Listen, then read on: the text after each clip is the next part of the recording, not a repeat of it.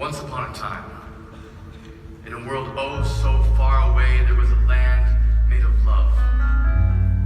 So perfect, so beautiful. Those were the days.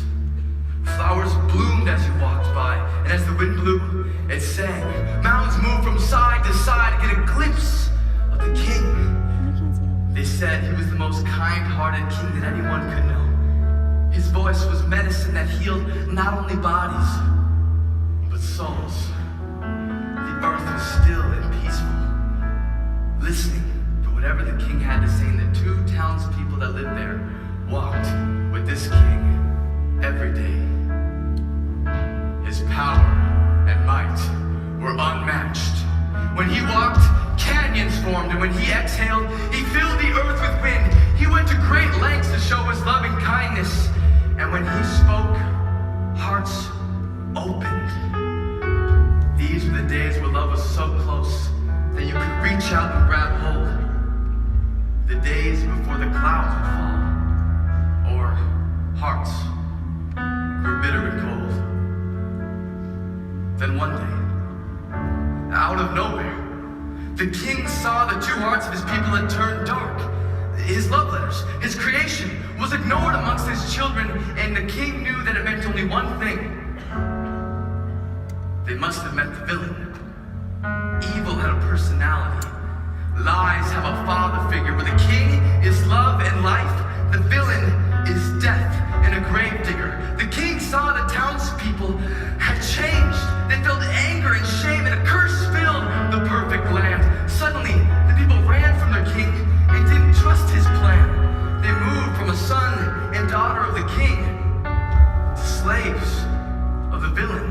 They became so full of lies that they couldn't recognize what was real.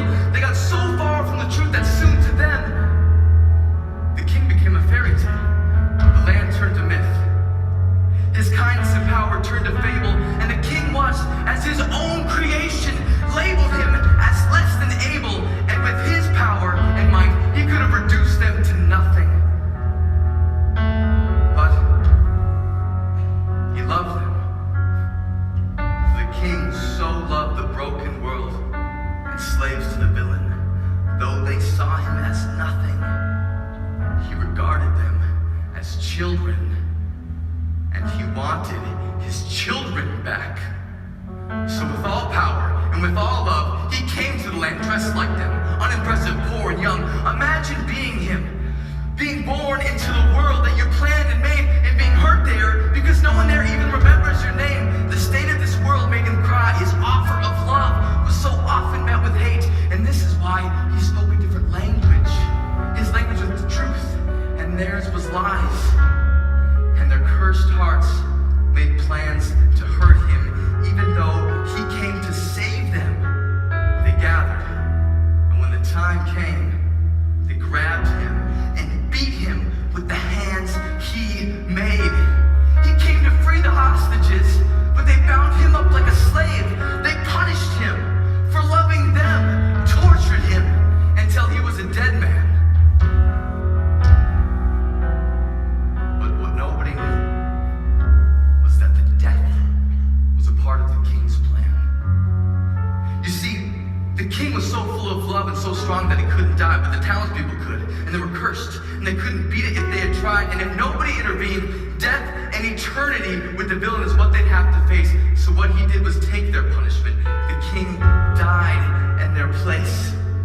The penalty, the effect, the death was put on his head and conquered, so the townspeople he loved wouldn't have to face it any longer. To prove that it worked, after they killed him, he came back to life. To prove that he was the king the whole time. To prove that he was the one who would love the world. And to prove that he beat the curse and that it had no effect. He rose up from the dead. The villain had nothing left. The king stood victorious. Without an equal, the power of the curse was over. Nothing the villain could do. And the townspeople could walk with the king like they were originally supposed to do. The best love story in the world. What the king did, he did for them. A great story for sure.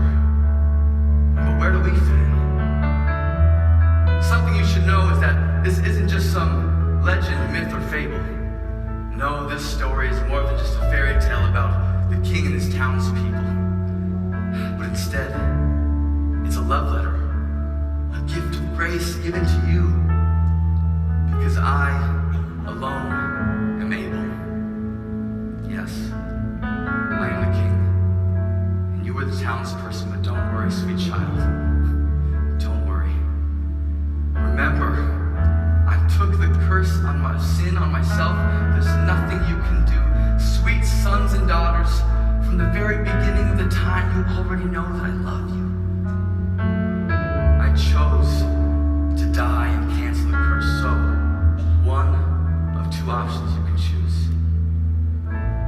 Will you be slave to the villain, or be welcomed into my kingdom?